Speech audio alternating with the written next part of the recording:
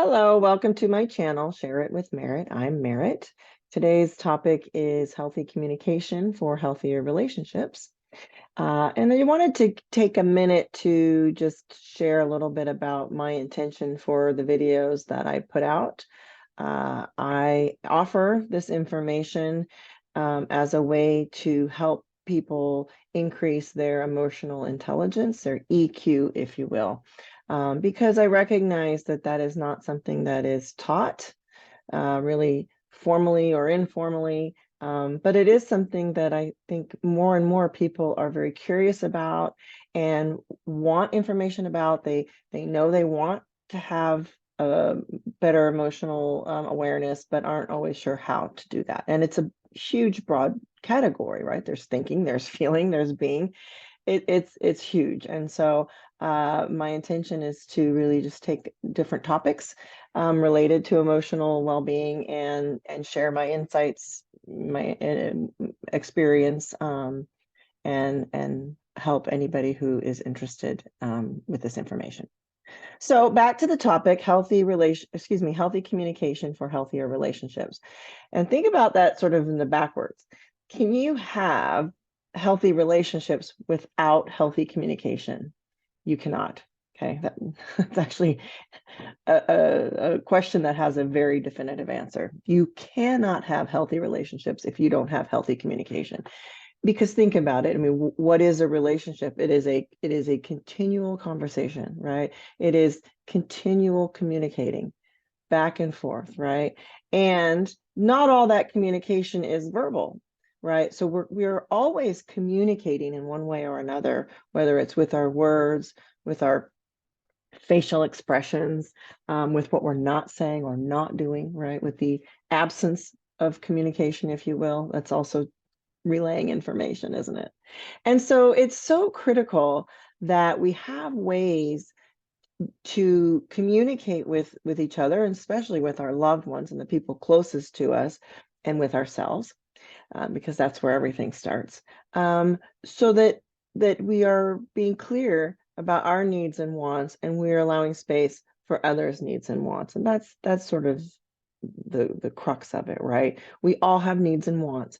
And typically where we get into trouble in communication is the way in which we ask for that or allow others to ask for that, right? So a couple of quick tips, I will say. The quickest way to improve your communication is to talk less and listen more, right? You may have heard, if you're talking, you're not listening.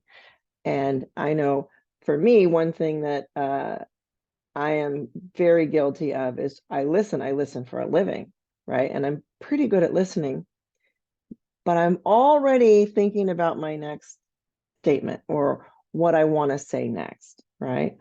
And that's okay as long as I don't cut the other person off or don't allow them space to finish what they're saying, so that, because maybe what I'm thinking of saying next will actually change based on giving them all the space that they need to complete their thought or their request or whatever it may be, right? So talk less, listen more, and watch for that readiness to insert your next thought. And in my case too, I mean, I'm typically trying to say good things, positive things, right?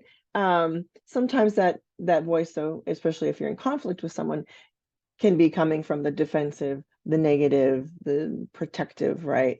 And that's gonna have things go downhill real quickly, right? Think about if you're on the other side of that and you're trying to share your experience, ask for something, finish your sentence, and you're getting cut off, right? And the other person is already coming at you with their next point, right? How does that leave you feeling, right? So talk less, listen more. Another, I think, valuable perspective when it comes to communicating is to come at it with a sense of curiosity, right? When we are truly curious about someone else's experience as well as our own, then we create space to learn, excuse me, to for that person to share authentically, right? So if I ask you, how'd your day go? Right? And you start to say, well, I went to the store and, and I'm like, oh, well, you know what I did today, right? I'm not asking you because I actually want to know how your day went. I'm asking you because I want to tell you how my day went, right? And that's inauthentic, right? If I really want to share what my day is like, I'm going to say in a healthier way is to say, I had some really interesting things today and I'd like to share them with you, right?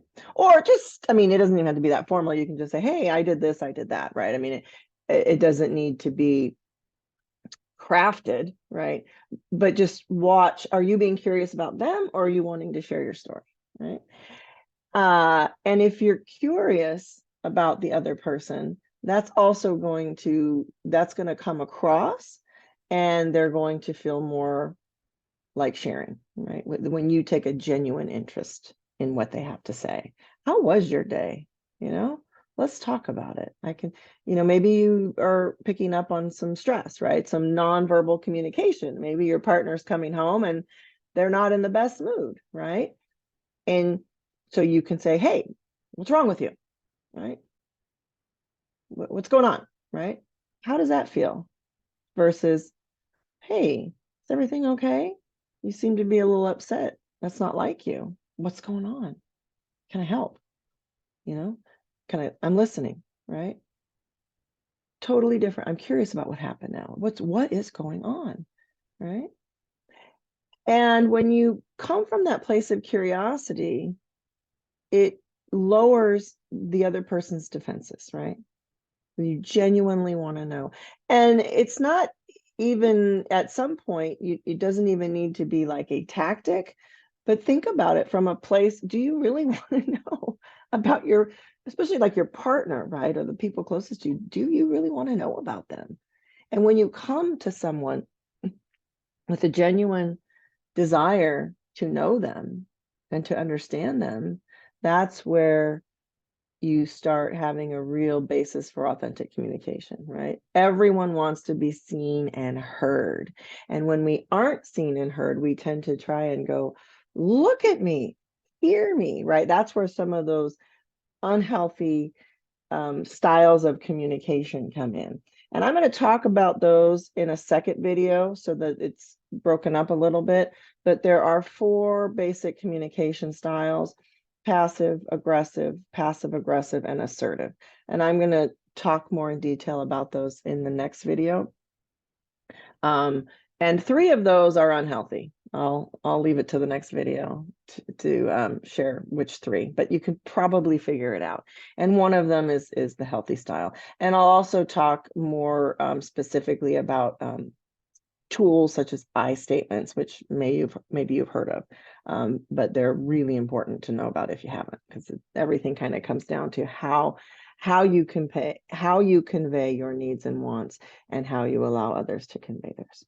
Okay, so I'll stop there. This was sort of I wanted to talk a little bit about the idea of healthy communication, how important it is, and that you really can't have a healthy relationship without healthy communication. It is a foundation for healthy relationships, because if you don't have healthy communication, how do you get anywhere?